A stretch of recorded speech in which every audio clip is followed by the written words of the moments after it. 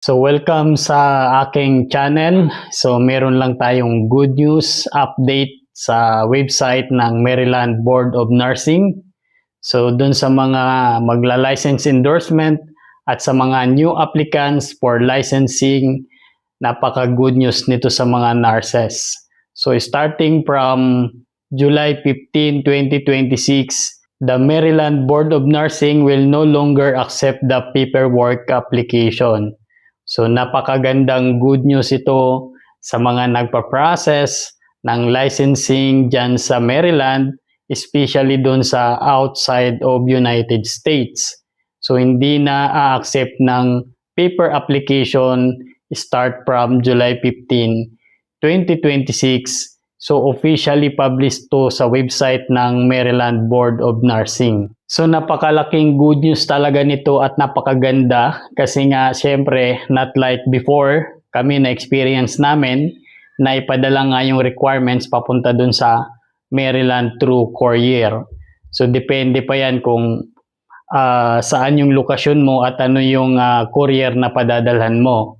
So syempre makakatipid ka na doon sa pagpapadala ng requirements papunta doon sa Maryland Board of Nursing. Not like ngayong parating, especially this July 15.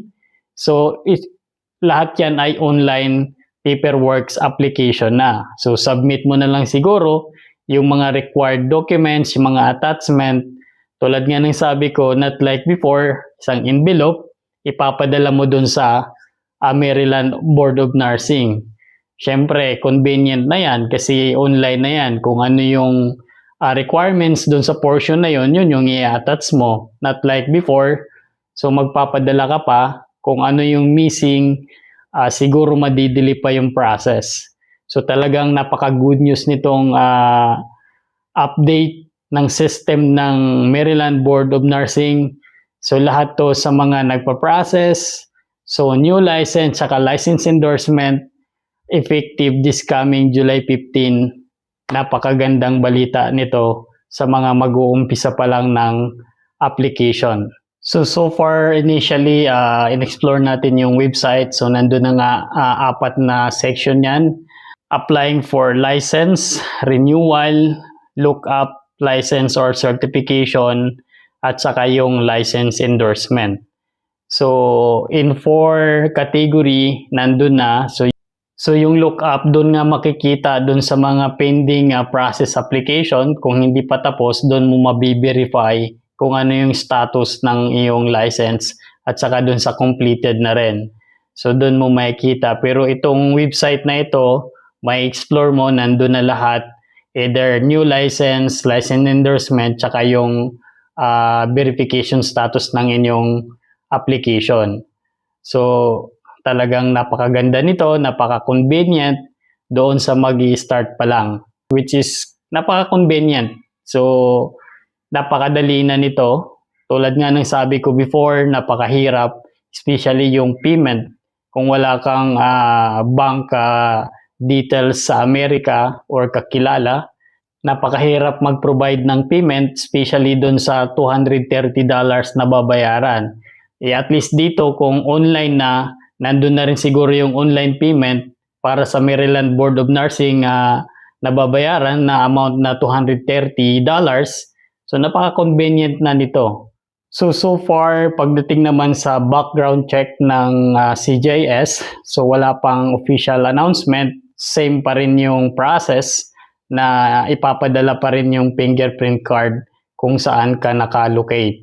So sa ngayon, ito pa nga lang yung update, yung sa Maryland Board of Nursing that paperwork is not accepted anymore this coming July 15, 2026.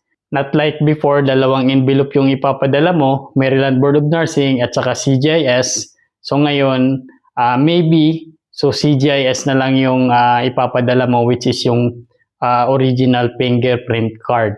So in-explore natin tong website ng Maryland Board of Nursing. So ito na nga yung pinaka-website niya ngayon, yung pinaka-portal niya. So napaka-exciting nito guys kasi talagang napaka-convenient once you will register dito at mag-a-apply ng license endorsement or new license applicant, so maybe you need only to attach all the required documents, which is napaka-convenient na. Kasi nga, maalala ko yung dati talagang kailangan mong i-check lahat. Nandyan na ba yung form, yung copy ng background check, yung copy ng employment certificate, yung payslip. So lahat yun, i-check mo talaga bago mo i-send yung envelope. So ngayon, kasama na rin yung payment para sa Maryland Board of Nursing. So ngayon, siguro pag once nag-registered ka dun sa website, pak, boom, nandun na lahat. So talagang napakaganda nito. Kung nadili lang kami ng konti, siguro napaka-excited nitong process na ito. At saka ito naman yung new portal ng Verify a License. So ito nga yung sinasabi ko, kung tapos ka na mag-license endorsement or meron ka ng license, dito mo makikita yung status ng iyong license, either new application or license endorsement. So yan lang yung update natin ngayon, guys. So share ko lang yung update, pero all details, it's available in the website of Maryland Board of Nursing. So explore nyo na. Kung meron kayong inquiries, tanong, nandun lahat yan sa website. Makikita nyo lahat yan. So tulad nga ng sabi ko, napaka-convenient nito, napakadali. Doon sa magpa-process pa lang or doon sa mag-start pa lang ng application, either new license or license endorsement. So di ko man na-experience, pero kung mag-registered ka, siguro makikita mo lahat yan doon. So muli, this details is available in the official website of Maryland Board of Nursing. So maraming salamat sa inyong panonood dito sa aking channel. Kung nakatulong itong video na ito, huwag kalimutang mag-subscribe.